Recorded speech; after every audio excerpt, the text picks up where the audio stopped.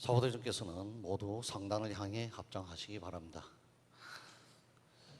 지금부터 불기 2565년 7월 18일 대한불교 천태종 감문사 7월 하반기 정기법회를 봉행하겠습니다. 다 함께 삼기열애를 모시겠습니다.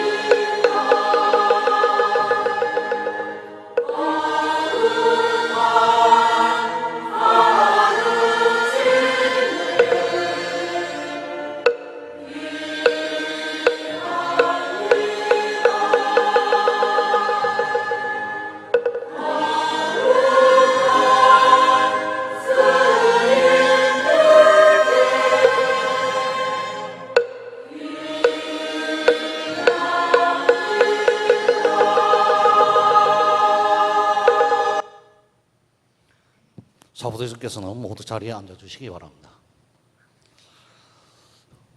다음은 오덕근 신도회 회장님께서 개회사를 하시겠습니다.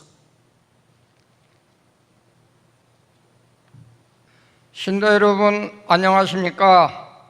오늘은 하반기 정기법회에 있는 날입니다.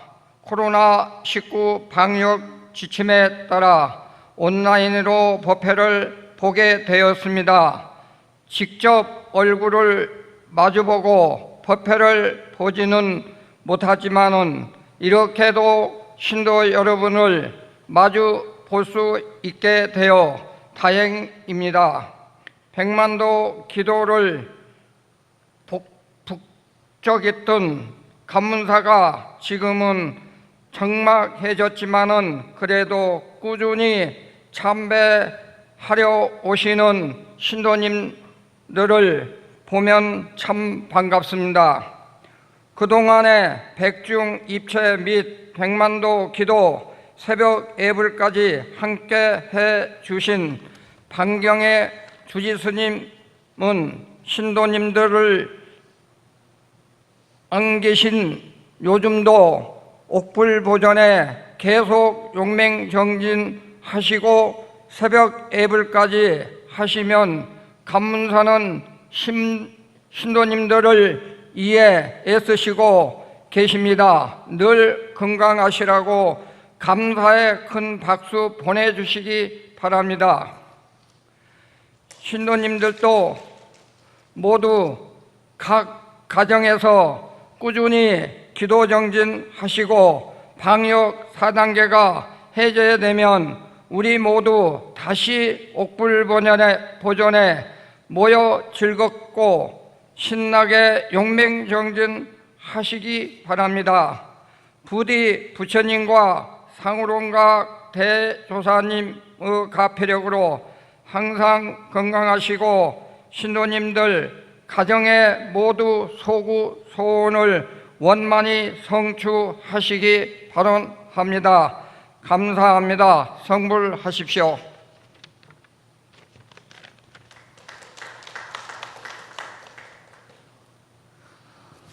다음은 법사스님의 법문을 청하는 순서가 되겠습니다. 오늘 모신 법사스님은 반경의 주지스님이십니다.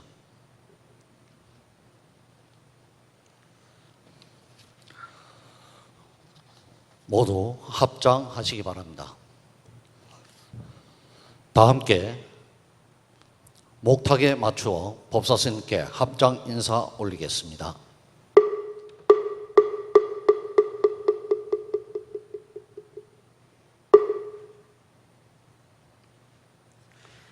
모두 자리에 앉아주시기 바랍니다.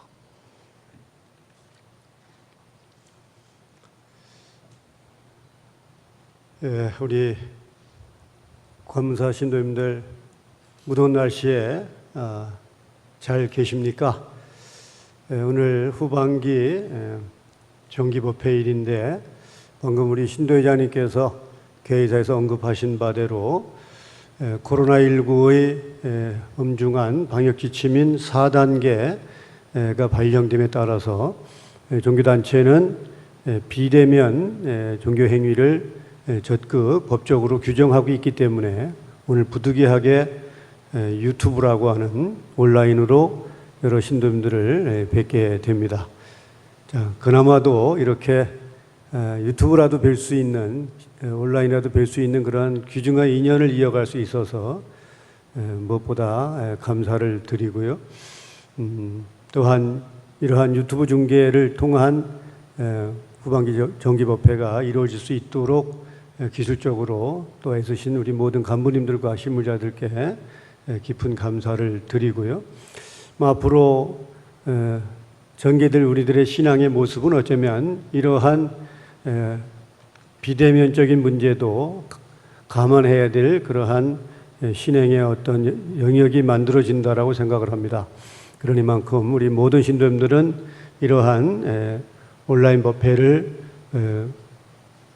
무리 없이 볼 수 있도록 우리 종무실과 긴밀하게 협의를 해서 신행하는 데 불편함이 없도록 이렇게 해주시기를 당부의 말씀을 드립니다. 지금 또한 우리 신도회장님께서 말씀하신 바대로 우리는 지난달 24일부터 1심 청정 100만 독을 결재를 해서 그야말로 용맹정진의 어떤 열기가 참 뜨거웠죠. 이 시간을 빌어서 진심으로 감사의 말씀을 드립니다. 그런 그 뜨거운 열기가 코로나19 강화된 4단계 방역 지침에 의해서 각 가정에서 신행 활동 수행을 하는 그러한 참 피치 못할 그 입장이 되었습니다. 그럼에도 불구하고 분명히 용맹정진하고 있으리라고 믿고요. 또 낮에 나오셔서 짧게나마 정진하시고 또 신앙의 어떤 끈을 놓지 않는 한 분 한 분들의 아름다운 신심에 깊은 경의와 감사의 말씀을 드립니다. 자, 오늘 유튜브를 통한 이 온라인 법회를 통해서 제가 주지로서 또한 부처님의 가르침을 실천하고 배우고 전해줘야 될 그러한 법사의 입장에서도 그렇고요. 그래서 오늘은 이제 우리가 얼마 있으면 7월 보름 백중이죠. 불교용어로 오란분제가 이제 목전에 다가왔고요. 이미 관문사에서는 지난 11일 날 49일을 앞두고 금년도 백중제를 입제를 해서 보다시피 이렇게 위패가 선망 부모 조상님의 위패가 봉안되어 있습니다. 지난 11일 날 입제 법요식을 입제 불공을 봉행을 했고 이제 초제와 중제 그리고 7월 보름 회향제까지를 이제 남겨두고 있습니다. 동참하신 분들의 선망 부모의 왕생응락을 함께 발언하고 또 동참한 모든 신도님들의 소고 소원을 함께 발언하는 뜻깊은 법사기니만큼 수의 동참을 권장드리고요. 아직까지 동참하신 못한 분들이나 주위에 관심 있는 분들은 함께 할 수 있는 좋은 인연을 이어갈 수 있도록 적극 권선해 주시기를 바랍니다. 그런 연장선상에서 오늘 후반기 정기법회 법문은 백중과 밀접한 관계가 있을 수도 있고 또 부처님께서 맞지마 니까야에서 이르시기를 연기를 보는 자가 법을 보는 자요 법을 보는 자가 열애를 본다 하셨습니다. 즉 세상의 모든 섭리는 인연이라고 하는 그 관계를 가지고 있다 하는 그런 말씀일 것이고요. 그런 말씀의 의미에서도 우리가 살펴볼 수 있듯이 이 세상 우리는 모두가 일정한 인연에 의해서 만나고 인연에 의해서 헤어지고 그런 관계를 이어갑니다. 그러다 보니까 세상엔 많은 인연이 있겠죠. 그래서 옷깃만 스쳐도 인연이란 말을 할 정도로 우리에게는 인연은 낯설지 않은 그런 우리 삶의 한 모습일 것이고요. 그것을 체계적으로 교리적으로 설명하신 분이 바로 부처님이라고 저는 생각을 합니다. 그럼 그 많은 인연 가운데서 어쩌면 가장 귀하고도 가장 우리가 잊지 말아야 될 인연은 어쩌면 부모와 조상, 혈연으로 맺어진 이 소중한 인연이 아닐까 생각을 하고요. 어쩌면 그보다 더 큰 인연은 우리가 똑같이 부처님의 가르침을 배우는 불자 도반이라고 하는 의미가 어쩌면 또 소중한 인연의 어떤 결과가 아닐까 생각을 합니다. 자, 부모 자식 간의 인연, 이것은 어쩌면 우리가 흔히 천륜이라고 얘기를 할 정도로 하늘이 맺어준 인연이라는 것이 아니겠습니까? 그만큼 귀하고도 소중한 인연이 바로 부모 자식과의 인연이고 또 넓은 의미에서 조상 권속과의 인연일 것입니다. 부모운중경이라는 경에서 이러한 말씀을 통해서 부모운중경이 설해진 배경을 설명하고 계시는데요. 어느 날 부처님께서 많은 제자들을 데리고 남쪽으로 내려가시다가 한 무더기 마른 뼈를 발견하십니다. 그 마른 뼈를 발견하신 부처님께서는 그 많은 대중들이 지켜보는 가운데서 이마를 땅에 대고 마른 뼈에다가 정중하게 절을 합니다. 그 마른 뼈에 대고 절하시는 부처님의 모습을 보고 아마 제자들은 적지 않게 당황을 했을 겁니다. 그러자 그 대중들의 마음을 부처님께 전하기 위해서 부처님의 시자인 아난다 존자가 부처님께 이렇게 여쭙습니다. 세존이시여, 부처님은 삼계의 가장 큰 스승이시고 사생의 자부이심에 모든 사람들이 공경하고 이해를 갖추시는 대성인이신데 어찌 저 마른 뼈에, 이름 없는 마른 뼈에 대고 절을 하십니까? 라고 부처님께 여쭙죠. 그러자 부처님께서는 아난다에게 이렇게 말씀하십니다. 아난다여, 그대는 이미 출가한 지도 오래되고 나의 큰 제자이면서도 아는 바가 많지 않구나 하시는 그러한 다소 걱정 어린 말씀을 하시면서 저 한 무더기 마른 뼈는 멀리 보면 나의 조상일 수도 있고 오랜 시간을 거쳐서 살펴보면 나의 부모일 수도 있기 때문에 내가 오늘 여기에 예배하느니라 하는 말씀을 하십니다. 이름 없는 마른 뼈를 대고 그 많은 제자들이 지켜보는 가운데서 제자들이 부처님께 말씀하신 바대로 이미 삼계의 가장 큰 스승이시고 사상의 자부이기 때문에 많은 제자들은 오로지 부처님 발에 자기의 이마를 대면서 부처님께 예경했던 그 부처님이 이름 없는 마른 뼈에 절한 이유를 바로 이 세상 모든 인연 가운데서 부모 아닌 것이 없다. 그런 의미에서 이 마른 뼈는 나와 무관하지 않은 과거 조상이거나 또한 나의 부모였을 수도 있다는 그런 의미에서 절을 했다라고 말씀을 하시는 겁니다. 자, 또한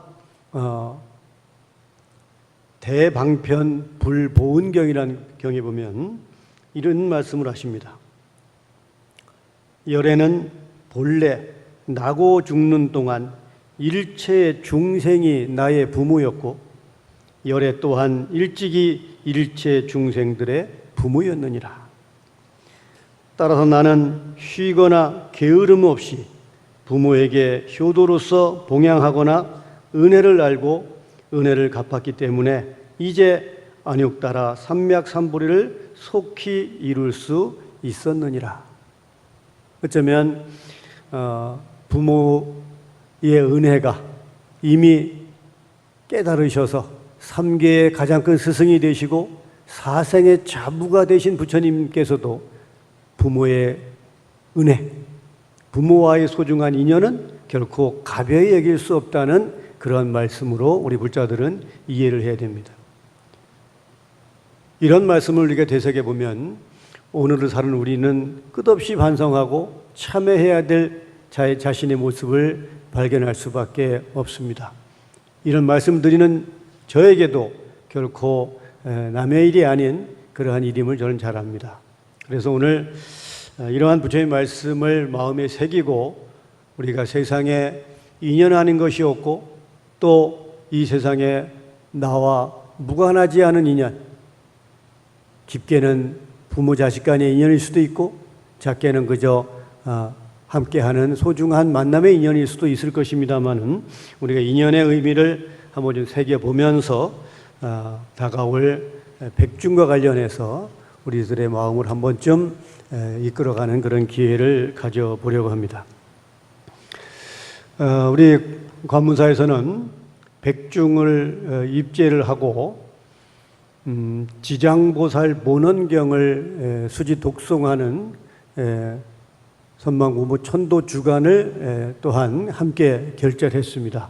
그래서 우리 신도들 각 가정에서 지장보살 본원경을 잘 독송하고 계시겠죠. 물론 바로 이 지장보살 본원경은 부처님께서 성도하신 초기에 어머니이신 마야 부인에게 설법하시기 위해서 도리천에 오르셨을 때 하신 설법이라고 전해집니다.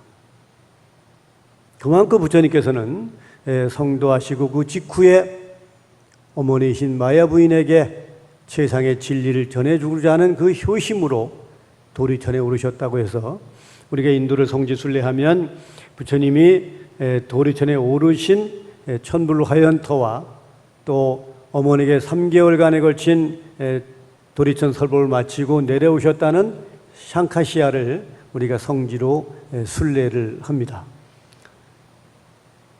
제가 이 상에서 살펴본 부모운 중경이나 또 방금 말씀드린 방편대 불보은경이나 하는 경에서 마찬가지로 부처님은 바로 부모와 자식의 인연은 그 무엇보다 귀하고 소중하다는 말씀을 하고 계시는 거죠. 이것은 어쩌면 본중의 중창조이신 상월 원각 대조사께서도 효에 대한 말씀은 결코 가벼이 여기서는 안 된다는 아주 귀한 말씀을 놔두시고 계십니다. 생전에 이르시기를 절에 오면 법당에 부처님이 모셔져 있다. 그래서 우리는 부처님께 예경하고 예배하고 복전으로 삼아서 수행한다. 그러면 우리가 절에 와서 만나는 법당의 부처님과 각 가정에 돌아가서 만나는 부모는 저울로 다뤄서 어느 축으로도 결국 기울어져서는 안 되는 절에 계신 부처님이 그야말로 우리가 신행의 대상으로 마음의 부처라면 각 가정에 계시는 부모님은 나를 낳아서 길러준 육체의 부처님이다. 그래서 결코 어느 한쪽도 소홀하거나 방일해서는 안 된다는 그런 말씀을 끝없이 강조하고 계시는 겁니다. 바로 이런 부분을 우리 천태불자들은 깊이 새겨서 마음에 새겨서 실천해야 될 그러한 귀한 가르침으로 저는 전해드리고 싶고요. 특히나 우리 감사 신도님들에게는 간곡하게 당부의 말씀을 드립니다. 더군다나 우리가 선망부모를 극락왕생 또 천도의 어떤 그러한 공덕으로 회양케 하기 위해서 우리가 지금 입제하고 있는 백중 우람 문제 결제 기간이니만큼 더더욱이나 우리에게는 이 점을 마음에 새겨야 되지 않을까 이렇게 생각을 합니다. 그래서 이 부처님께서 말씀하신 부모와 자식 간의 관계에 대해서 제가 몇 가지 자료를 가지고 와서 설명을 드리려고 합니다. 아까도 제가 말씀드렸지만 대방편불보은경에서 부처님은 이 무상정등정각의 깨달음이라고 하는 안욕따라 삼맥삼보리를 이룰 수 있었던 그 이유를 들어서 부모의 은혜를 알고 부모의 은혜를 갚으려고 쉬지 않고 정진하고 노력했다는 말씀을 제자들에게 하시는 것을 아까 제가 소개 말씀을 드린 것으로 기억을 합니다. 또한 부처님께서는 우리가 그렇다면 효를 다해야 되는데 그 효의 모습을 이렇게 정리를 하고 계십니다. 아함경에 부처님이 이르시기를 이 세상에 실천할 수 있는 효는 세 가지로 구분할 수 있다. 그 중에서 의식을 제공함, 즉 부모에게 맛난 음식을 드리고 옷을 사드리고 어떤 집을 구해드리고 이러한 삶의 어떤 그 현실 속에서 부모에게 하는 효, 그러니까 의식을 제공함은 하품의 효양이요. 그러니까 여기서 세 가지로 말씀하신 것은 상중하를 말씀하시는 것이겠죠. 그런데 부모에게 우리가 어쩌면 우리가 알고 있는 효라고 말할 수 있는 부모에게 맛난 음식을 사드리고 좋은 옷을 드리고 용돈을 드리고 이러한 어떤 효를 부처님은 세 몫의 효 가운데서 하품의 효다 이렇게 말씀을 하십니다. 그럼 중품의 효는 뭐냐? 어버이의 마음을 기쁘게 함이 중품의 효양이다. 그게 우리는 흔히 일방적으로 우리가 정합니다. 우리가 부모에게 이런 걸 드리고 이것이 효입니다. 저희들이 그러니까 잘했죠. 이렇게 하면서 우리는 우리 마음에서 부모에게 드리는 마음을 어쩌면 최상의 효고 그것이 유일한 효라고 생각할지 모르나 부처님은 그것은 하품의 효에 해당되는 것이고 어버이의 마음을 기쁘게 함이 중품의 효양이다. 즉 부모 입장에서 행하는 효가 중품의 효에 이른다는 것이고요. 그리고 그러면 상품의 효가 뭐냐? 부모님의 공덕을 여러 부처님께 회양함이 상품의 효양이다. 그러니까 부모를 위해서 부처님에게 불공을 드리고 부모를 위해서 제를 설하고 부모를 위해서 보시를 하고 부모를 위해서 선행을 닦고 공덕을 지어주는 일, 이것이 어쩌면 우리가 행할 수 있는 최상의 효다 이렇게 말씀을 하시는 겁니다. 그런데 이런 말씀을 하시면서 결국 부처님은 그렇다고 해서 하품의 효와 중품의 효를 소홀히 하거나 도외시하라는 말씀은 아닙니다. 그것이 어쩌면 우리가 최선이라면 그 방법을 통해서라도 우리는 효양을 다할 것이나 모름지기 불자라고 하면 부모님을 위해서 공덕을 지어주고 그 공덕을 부모에게 회항토록 하는 일이 어쩌면 최상의 효라는 말씀을 하십니다. 우리가 지난 11일 입제한 이 우란문절 백중제에 지금 봉안된 선망 부모가 49일 동안 제를 설하게 되고 그 제를 위해서 그 부모를 위해서 설한 제가 분명히 부모에게는 부모 또 선망 조상에게는 공덕이 됨이 분명합니다. 그러나 지장보살 본원경에 보면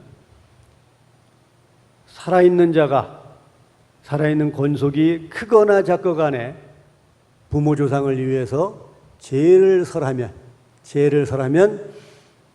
7몫의 공덕이 지어진다. 즉 7분의 공덕이 이루어진다. 7분 공덕이라는 말씀을 하세요. 7몫이 만들어지는데 그 7몫 가운데서 한 몫이 부모의 천도 공덕으로 돌아가고 나머지 6몫이 제를 설한 제주의 공덕으로 돌아간다. 그러시면서 이러시기를 죽은 다음에 아무리 좋은 공덕을 누가 대신 빌어준다고 해도 내가 살아 생전에 행한 선행만 못하다는 말씀을 하시는 겁니다. 그 7분의 1의 공덕이 부족하다는 것이 아니라 살아있을 때 스스로 짓는 그 공덕이 훨씬 더 수승하다는 말씀을 하시기 위해서 바로 7분 공덕에 대한 말씀을 지장보살 본원경에 하고 계시는 거죠. 그러니까 바로 부처님께서 상품의 효라고 말씀하신 부모를 위해서 자식들이 부처님께 공덕되는 행을 해주는 일, 우리가 지금 저 위패를 모시고 선망 부모를 위해서 제를 설하고 지장보살 본원경을 읽고 또 백만독에 지으면서 용맹정진하는 일, 그리고 이 시기에 우리가 좀 더 스스로도 참여하고 내 주위에 어려운 사람들을 위해서 기꺼이 보시할 수 있는 이러한 일을 우리가 게을리하지 않을 때 바로 부모에게 돌아가는 몫은 상품의 효에 해당되는 그런 공덕으로 돌아갈 것이다. 이렇게 볼 수가 있는 것이겠죠. 그러면 우리가 이제 아까도 말씀드린 바대로 자식이 부모에게 하는 그 행위를 효라고 우리가 얘기한다면 그럼 우리가 부모는 과연 자식에게 어떤 부모여야 되느냐? 자식이 부모에게 하는 어떤 효양을 중요시 여긴 만큼 부처님은 부모가 자식에게 해야 될 책임 또한 가볍지 않다는 말씀을 하십니다. 그래서 자식이 부모에게 가져야 될 효에 대한 말씀이 선생경이라는 경에 나오는데 이렇게 말씀하십니다. 부모가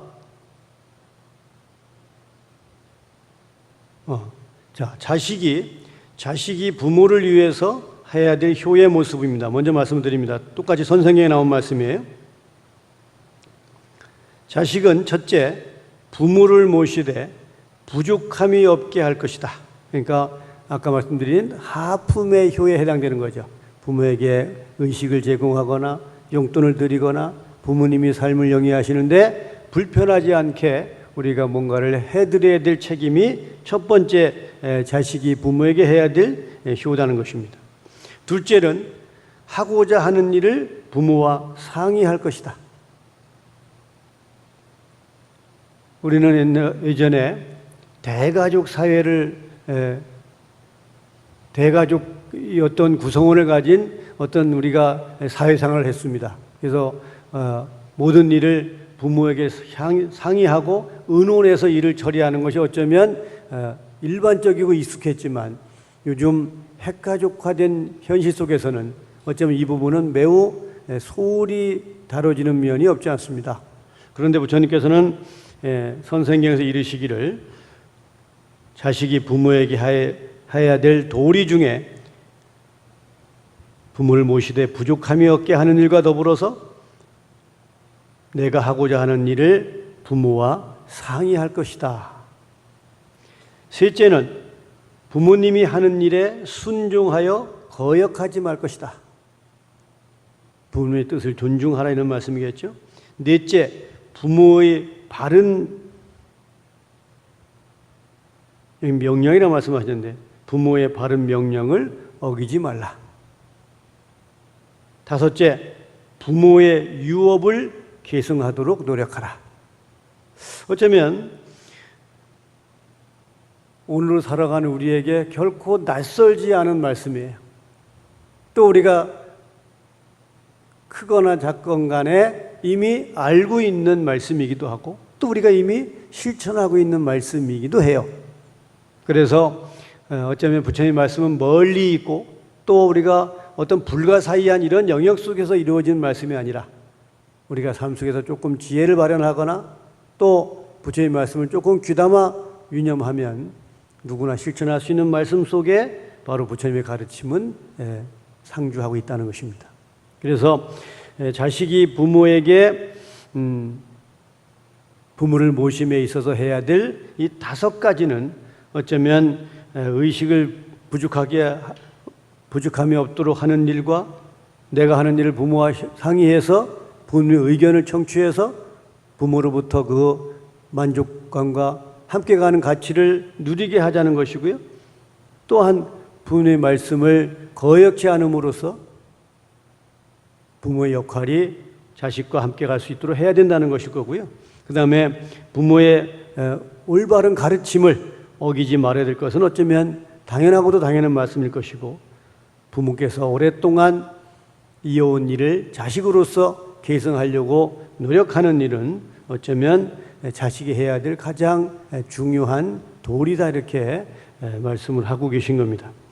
자, 여기에 덧붙여서 부처님께서는 또한 선생경에서 그러면 인연이니까 자식이 인연의 의미에서 부모에게 효라는 모습으로 해야 될 도리가 있다면 부모는 자식과의 인연 속에서 또한 해야 될 도리가 있다는 말씀을 이렇게 하고 계십니다. 부모가 자식에 대하여 가져야 될 책무 또한 5가지가 있다. 첫째, 자식을 보살펴 악행에 빠지지 않게 할 것이다. 어쩌면 오늘을 사는 우리가 많은 언론 매체를 통해서 접하는 참 슬픈 뉴스, 아픈 뉴스 중에 도무지 인간으로서 할 수 없는 그런 참담한 일을 하는 그러한 어떤 뉴스를 우리가 심심치 않게 접합니다. 이것이 물론 그런 행위를 하는 개인의 문제일 수 있어요. 또 이 사회가 어쩌면 그러한 것을 양산해낼 수 있는 그런 어떤 시스템 부재에서 올 수 있는 문제일 수도 있습니다. 그러나 바로 부처님께서 이 선생경이라는 경에서 이르신 이 말씀을 귀담아 듣고 보면 어쩌면 부모가 자식을 기름에 있어서 소홀함에 의한 결과일 수 있다는 겁니다. 자식이 악행에 빠지지 않도록 항상 보살피고 관리하라는 말씀을 부모가 자식에게 해야 될 도리 중에 첫 번째를 두신 겁니다. 둘째는 바른 것을 가르쳐주고 모범을 보일 것이다. 바로 그래서 모범이란 말은 앞서서 자식이 보고 배우게 하라는 것이죠. 부모가 제대로 삶을 살지 않으면서 자식에게 올바로 가라고 가르치는 것은 그야말로 그건 어폐입니다. 어불성설이죠. 그래서 바로 부처님께서는 올바른 자식을 아까 첫째로 말씀하신 자식이 악행에 빠지지 않게 해야 된다는 그 말씀과도 이어지는 말씀일 수 있습니다. 부모가 자식에게 모범이 됨으로써 자식에게 올바른 것을 가르치려 노력해야 된다는 말씀입니다. 셋째로 뼈에 사무치도록 사랑하라는 말씀을 하십니다. 어쩌면 이 말씀 부처님이 왜 하셨을까요? 부처님은 아까 제가 소개해드렸던 부모운 중경에서 아난다에게 저 한 무더기 마른 뼈는 나의 조상이거나 부모일 수 있기 때문에 절한다 라고 말씀하시고 나서 아난다에게 이런 말씀을 하십니다. 아난다여, 너는 앞으로 나가서 저 마른 뼈를 둘로 구분해서 나누도록 해라. 바로 남자와 여자의 뼈로 나눠서 구분을 해보라. 이렇게 말씀을 하세요. 그래서 아난다가 이릅니다. 부처님, 사람이 살아있을 때는 남자는 이런 모습을 하고 있기 때문에 남자임을 알고 여자는 이런 모습을 했기 때문에 여자임을 아나 똑같이 이미 해골이 된 마른 뼈에서 어찌 남녀를 구분할 수 있겠습니까? 라고 이제 반문을 합니다. 그러자 부처님께서 아난다에게 이르시죠. 가서 뼈를 들어보면 희고 무거운 뼈가 있을 것이고 검고 가벼운 뼈가 있을 것이다. 그 뼈 중에서 희고 무거운 뼈는 남자의 뼈요, 검고 가벼운 뼈는 여자의 뼈니라. 이렇게 말씀하세요. 그러시면서 남자의 뼈가 희고 무거운 이유는 살아생전에 부처님의 경을 읽고 예경하고 이러한 공덕을 지어서 뼈가 희고 무거울 수 있으나 여자의 뼈가 검고 가벼운 이유는 바로 어머니는, 여인은 자식을 낳아서 기르는 그런 혹독한 삶을 살았기 때문에 뼈가 검고 가볍다는 말씀을 하죠. 그러면서 이르시기를 어머니가 자식을 한 번 낳을 때마다 넉섬 8마리인가 하는 피를 흘리고 8섬 너마리인가 하는 젖을 먹여 키우기 때문에 부모의 어머니의 뼈는, 여인의 뼈는 검고 가볍다는 말씀을 하시면서 이제 부모의 10가지 큰 은혜를 말씀하시는데요. 물론 거기는 10가지 부모의 은혜라고 했지만 자세히 살펴보면 주로 어머니의 은혜에 대해서 설하고 계시는 걸 알 수 있어요. 그러니까 여기에서 뼈에 사무치도록 사랑할 것이라고 하는 말씀은 어쩌면 이미 부처님께서 부모운 중에서 이르신 바 부모가 자식을 사랑하는 모습을 누누이 설하시고 계셨기 때문에 어쩌면 확인하는 말씀일 수도 있을 것이고요. 또 경이 다르기 때문에 어떤 의미를 부여할 수도 있겠습니다마는 부모는 자식을 뼈에 사무치게 사랑하는 것으로서 부모가 자식에게 갈 수 있는 도리를 다해야 된다는 말씀을 하십니다. 넷째, 자식을 위해서 좋은 책을 구해서 읽도록 하라. 참 어쩌면 이 부처님 말씀이 오늘을 사는 우리에게도 결코 거리가 있는 말씀이 아니에요. 자식에게 마음의 양식이 될 수 있는 좋은 책을 구해서 읽음으로써 스스로 인성을 자라게 할 수 있는 그러한 자식이 되게 하라는 말씀이겠죠. 다섯째로, 적당한 시기가 되면 재산을 자식에게 상속해 주도록 하라.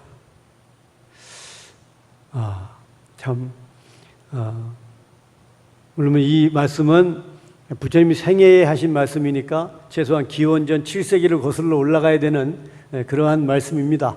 그러나 오늘을 사는 우리에게도 결코 거리감이 느끼지 않을 만큼 현실적이면서도 또 우리가 조금만 마음을 내면 실천할 수 있는 그런 말씀을 하고 계심을 우리가 유념해 볼 수 있는 거 아니겠습니까?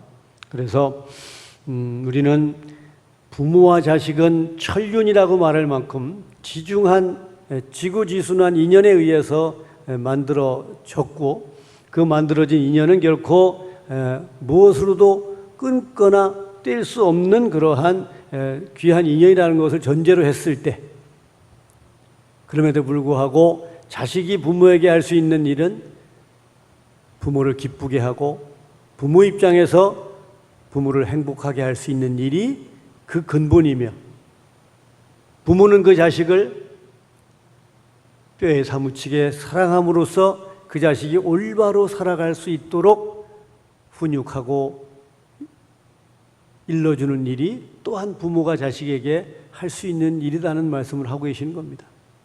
멀리 있거나 우리가 도저히 불가능한 말씀을 하고 계시는 것이 아니라 우리가 조금만 유념하면, 조금만 관심 가지면 실천할 수 있는 말씀을 부처님은 하고 계시는 거죠.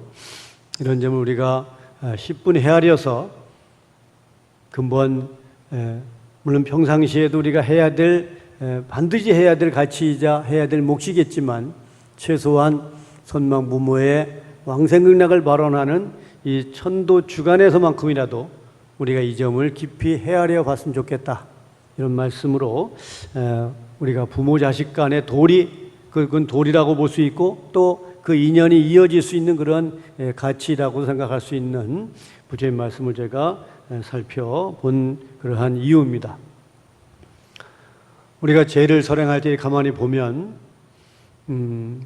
또한 지장보살 본원경에서 부처님이 하신 말씀이기도 합니다.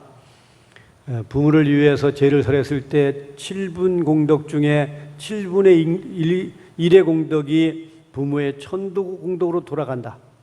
그래서 그 죄를 설행하면 매우 중요하다는 말씀을 하시지만, 그래서 그 공덕을 오롯이 부모에게 7분의 1이라도 돌아가게 하려면 죄를 설행하는 그 죄주가 우리들이죠. 작거나 크건 간에 부처님이 회양이라는 말씀을 하시는데, 회양이라는 말은 내가 스스로 지은 공덕을 나 아닌 타인에게 되돌려 줄 수 있는 마음을 우리는 회양이라고 그러죠. 그러니까 거기에 꼭 집어서 말씀하십니다. 오로지 나의 부모나 나를 위해서 설하는 죄는 남을 위하지 않고 회양을 염두에 두지 않고 오로지 나의 부모, 나를 위한 그러한 죄를 설행하게 되면 그 7분의 1 공덕이 또한 10,000분의 1의 공덕으로 줄어든다는 말씀을 지장보살 본원경에 하세요. 이것은 무슨 말씀일까요? 우리는 이 세상을 살아가면서 부모 자식 간에만 인연이 아니라 이 세상 모두가 나와 무관하지 않은 인연 속에 살고 있다는 말씀을 하시는 겁니다. 우리가 너무나 잘 아는 절집에 와서 공양을 할 때, 물론 여기서 이제 뭐 일반적으로 하지 않지만 우리가 바루 공양이라고 하는 진짜 절집에 공양을 할 때 우리가 외우는 개송 중에 오관계라는 개가 바로 우리가 너무나 잘 아는 개송 아닙니까? 근데 그 오관계 중에 첫 번째가 뭐예요? 계공다소 량필해쳐라. 이 음식이 나한테 올 때까지 얼마나 많은 인연이 거기에 매였는가를 살피라는 겁니다. 얼마나 많은 인연의 결합 속에서, 인연의 구성체 속에서 쌀 한 톨이 내 입에 들어가는가를 헤아려 보는 일. 이것이 바로 밥을 먹어서 줄임배를 채우는 것보다 더 중요하다. 그것이 어쩌면 세상을 살아가는 올바른 길이자 가치라고 말씀하시기 위해서 누구나 먹지 않으면 살 수 없기 때문에 가장 생명 연장의 가장 기본이자 뗄래야 뗄 수 없는 불가분의 관계에 있는 공양 계송 가운데 바로 오관계를 두신 겁니다. 그래서 쌀미자가 88의 의미를 가지고 있다라고 우리는 얘기합니다. 쌀 한 톨이 내 입에 들어와서 내 줄임배를 채울 때까지는 무려 88번의 인연을 거쳐서 왔다는 겁니다. 최소한 88번 감사하지 않는 마음으로 먹는 것은 빚이요, 그것은 결코 올바른 공양이 되지 못한다는 겁니다. 비록 줄임배는 채울지언정 우리가 삶을 살아가는 올바른 모습은 아니라는 거겠죠.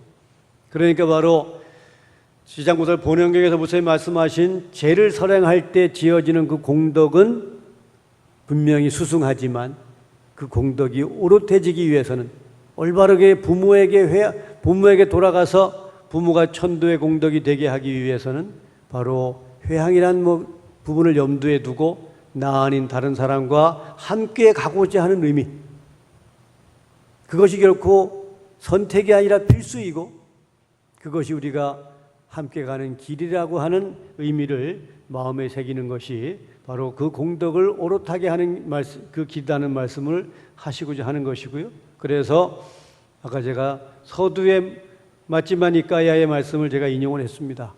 연기를 보는 자만이 법을 볼 수 있고 법을 봐서 실천하는 자만이 열애를 볼 수 있다라는 말씀은 이 세상 모든 것이 인연 아닌 것이 없고 연기라는 엄정한 법칙 속에서 이루어지는 세상의 섭리를 깨닫고 보면, 그 지혜의 눈을 뜨고 보면 나와 남은 결코 둘이 아니요 남의 아픔이 결코 나의 고통이 아닐 수 없는 이런 삶을 살아가야 된다는 말씀을 하고 계시는 겁니다. 그래서 우리가 이 전도주간에 물론 작게 보면 내 부모 조상의 전도를 목적으로 하는 것은 어쩌면 불가피하다면 불가피하고, 또 그것이 아니면 우리가 이 자리에 함께 갈 수 없는 것 또한 부정할 수 없는 사실일 거예요. 그러나 우리가 거기에 너무 안주했을 때 내 부모가 얻어갈 수 있는 공덕이 줄어들고 또 크게 얻을 수 있는 기회를 부모에게 잃어버리게 하는 그런 불효한 자식이 될 수 있다는 것이겠죠. 그래서 부처님이 스스로 마른 뼈에다가 절을 하시면서 나의 부모 조상일 수 있다. 그리고 이 세상 그 누구도 나의 부모 조상이 아닌 것이 없다라는 말씀을 하셨고, 또한 아까 소개드린 그 경에서도 나는 그 부모와의 인연을 소중히 생각을 해서 효행하고 정진해서 속히 성불할 수 있었다. 즉 안욕따라 삼맥삼불이를 이룰 수 있었다는 그런 말씀을 하시는 것을 우리 권무사 불자님들은 깊이 마음에 새겨주시기를 바랍니다. 그래서 오늘 후반기 이 정기법회를 비대면으로 실시하는 이유도 어쩌면 우리가 스스로 관문사 불자로서의 목만 놓고 보면 와서 법회를 보고 그것이 또 응당해야 될 우리들의 어떤 권리이자 또 의무라고 생각할 수도 있을 겁니다. 그러나 큰 틀에서 보면 이 사회가 함께 가고 이 국가가 함께 가고 이 지구가 한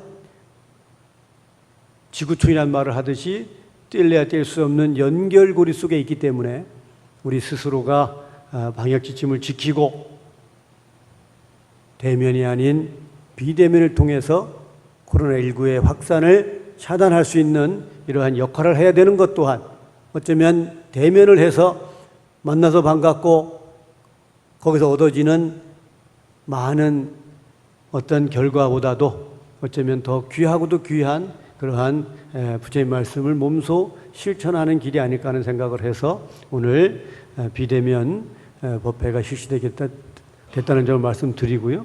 어쩌면 이것이 이번 한 번으로 끝나지 않을 수도 있습니다. 왜? 우리 모두가 부처님 말씀을 잘 실천하고 있지 않기 때문입니다. 내가 가는 길에 남에게 불편을 주는 일이 없는가를 헤아려 볼 수 있을 때 이것이 인연이요. 내가 하는 일이 남에게 불편을 줄 수 있다면 멈출 수 있는 것이 바로 이것이 인과를 믿는 삶입니다. 그런데 이 코로나19가 계속 확진자가 늘어나는 양산으로 가는 이유는 내가 남을 보듬고 남을 헤아리는데 부족해서 만들어낸 결과일 수 있다는 것입니다. 그래서 우리는 불자이기 때문에 연기를 보는 것으로서 법을 보고 법을 실천함으로써 성불이라는 열애를 볼 수 있다는 말씀을 이런 어려운 시기에 보다 더 마음에 새겨 봐야 될 그러한 가치가 아닌가 이렇게 생각을 해보게 되는 것이죠. 그런 연장선상에서 백만독도 마찬가지입니다. 물론 저도 요즘 옥불부전 텅 빈 법당을 보면 마음이 쓰리고 아픕니다.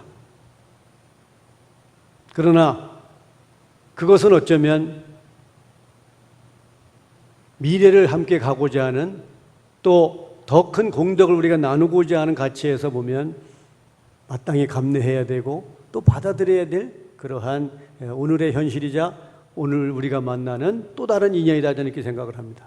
그러니까 우리 감사 신도님들은 각 가정에서도 결코 이런 마음을 소홀히 하지 말고 대주하님께서 법어에 이르시기를 일심이 상청정하면 처처에 연하게라고 하셨습니다. 내가 머무는 곳이 법당이요 내가 행하는 것이 불심이라면 결코 그 때와 장소에 구분해서부터 오는 차별은 결코 크다고 보지 못할 것입니다. 그래서 우리가 이렇게 서로가 남을 헤아려주고 이해해주고 함께 가는 가치, 인연의 가치를 스스로가 깨닫고 실천했을 때 바로 이 코로나19도 빠른 시간에 종식돼서 우리가 일상으로 돌아갈 수 있다는 그러한 희망을 갖게 할 것이라고 저는 믿습니다. 그래서 오늘 이 비대면 온라인 법회이기 때문에 각 가정에서 시청하고 영상을 통해서 법회에 함께 하셔야 되는 그러한 어떤 특수성을 감안해서 오늘 법회도 조금 약식으로 진행을 하고 있습니다. 이것을 부처님은 큰 틀에서 방편이라고 하시죠. 방편은 진실을 전하는 한 방법이요 진실과 결코 둘이 아닌 것이라고 보기 때문에 부처님은 방편 곧 진실이라고 하는 말씀을 하셨습니다. 요즘 우리 관무사 도량은 여러 가지로 아쉽기도 하고 아프기도 하고 또 희망적이기도 하고 행복하기도 한 그야말로 여러 인연이 중복돼서 돌아가고 있습니다. 경내에는 많은 연꽃이 도량을 장엄하고 있고 우리 옥불전에는 선망부모의 왕생근약을 발언하는 우리 권속들의 아름다운 마음이 위패를 이렇게 모셔져 있습니다. 그리고 백만독을 비록 비대면으로 실시해야 되는 그러한 엄정한 방역 지침에 의해서긴 하지만 각 가정에서도 열심히 하고 있으라고도 믿고 또 낮에 나오셔서 법당 참배하는 그 아름다운 손길, 아름다운 발길이 어쩌면 우리 관문사를 오늘을 넘어 내일로, 내일을 넘어 미래로 갈 수 있다라고 하는 이런 희망을 갖게 하는 것이 아닌가 생각을 합니다. 요즘 연일 폭염 경보가 내려지고 있습니다. 장마 시즌이긴 한데 비도 매일 내리고 있기도 하고 또 폭염이 기승을 부리고 있는 만큼 우리 각자의 건강도 좀 세심하게 챙겨봐야 될 그러한 시기가 아닐까 생각을 하고요. 이번 후반기 법회 거듭 온라인으로 진행되는 점을 아프게 받아들이고 또 아쉽게 받아들이지만 이러한 기회를 통해서 우리가 더 모두가 함께 행복이라는 길로 나아가라고 하는 부처의 말씀을 또한 우리가 몸소 실천해보는 기회가 되고 장이 됨을 생각해 본다면 이것 또한 우리는 기쁘게 받아들여야 될 모습이 아닌가 생각을 합니다. 아무쪼록 오늘 영상 본문을 통해서 우리 신도님들을 일일이 얼굴을 대면하지 못하지만 우리가 마음으로는 그 거리감을 결코 멀리 둘 이유가 없다고 보고요. 항상 가까이서 함께 가는 그러한 소중한 도반이자 소중한 인연을 마음에 새겼으면 하는 그런 말씀을 당부드리고 오늘 온라인 영상 법회가 이루어질 수 있도록 우리가 준비하신 우리 총무위원 또 우리 종무실에 우리 권 팀장이나 또 우리 모든 재무수를 비롯한 우리 관계자들 모두에게 거듭 감사의 말씀을 드리고 이번 잠시 후에 종무위원께서 공지를 하겠습니다마는 이번 후반기 법회가 온라인으로 이루어지는 어떤 불가피성의 연장선상에서 다음 초제가 백중 초제가 어떻게 진행될까는 아직은 가늠하기가 어렵습니다. 그러나 어떤 방법으로 이루어지든 저희들은 선망부모의 왕생극락을 위해서 우리는 철저하고도 부족함이 없는 제를 설행할 것이라는 말씀을 드리고 우리가 나와서 동참할 수 있건 없건 이것은 어쩌면 그렇게 이번 제를 우리가 설행하는 데 있어서 꼭 필수 요소는 아닐 수 있다. 아까 말씀드린 바대로 효는 부모 입장에서 하는 것이고 부모는 자식 입장에서 바라다보는 일면의 어떤 마음을 내는 것이라고 저는 봅니다. 그러니까 이런 상황에서 우리가 한 번쯤 지혜를 발현하는 그러한 기회가 될 수 있다는 생각에서 아직은 특별히 정해진 건 없습니다만은 백중 초제에 대한 것은 추후에 각 가정으로 문자 메시지를 통해서 공지하도록 하겠습니다. 아무쪼록 우리 선망부모의 왕생극락을 발언하는 천도주간에 즈음해서 우리가 하루하루 살아가는 이 가치가 세상 모든 인연이라고 하는 굴레 속에서 우리가 이어져 있는 삶이고 그 인연이라는 가치를 우리가 소중히 이해하고 받아들이고 실천하는 것이 어쩌면 가장 불자다운 삶이자 미래의 성불이라고 하는 궁극의 가치로 나아가는 그러한 기림을 유념하고 깨닫는 소중한 법연의 시간이 되기를 축원드리면서 오늘 후반기 영상 본문으로 가름하겠습니다. 대단히 고맙습니다. 성불하십시오. 모두 합장하십시오. 주지스님의 법문이 있었습니다. 오늘도 훌륭하신 법문을 해주신 반경의 주지스님께 깊은 감사의 인사를 드리며 신도님들께서는 가정에서라도 큰 박수 올려주시기를 부탁드리겠습니다. 감사드립니다. 다음은 공지사항 말씀드리겠습니다. 먼저 백만독에 대해서 말씀드리겠습니다. 자택에서 지금 기도 정진하고 계십니다. 간문사에서는 기도를 할 수 없으니 개별 참배만 하시기 바랍니다. 부지런히 나오셔서 매일 부처님께 인사드리시기 바랍니다. 향후 변경사항이 있으면 문자로 알려드리겠습니다. 다음입니다. 지금 백중을 진행을 하고 있는데 7월 25일 초제가 있습니다. 백중 초제 진행 방법에 대해서는 아직 확실히 정해진 바가 없어서 다음 주 중에 홈페이지, 밴드 또는 문자로 공지해 드리도록 하겠습니다. 다음 연꽃 시주입니다. 아직 연꽃 시주를 받고 있습니다. 개인별 33만 원, 접수는 화주와 종무실에서 받고 있습니다. 백년학예 동참 안내입니다. 구인사 백년학예는 매월 네 번째 토요일 1박 2일로 진행이 되고 있으나 올해 7월 이번 백년학예는 온라인으로 진행을 하게 됩니다. 이상 공지사항 마쳤습니다. 다음으로 사홍선을 올리겠습니다. 사부대중께서는 자리에서 일어나셔서 부처님을 향해 합장해 주시기 바랍니다.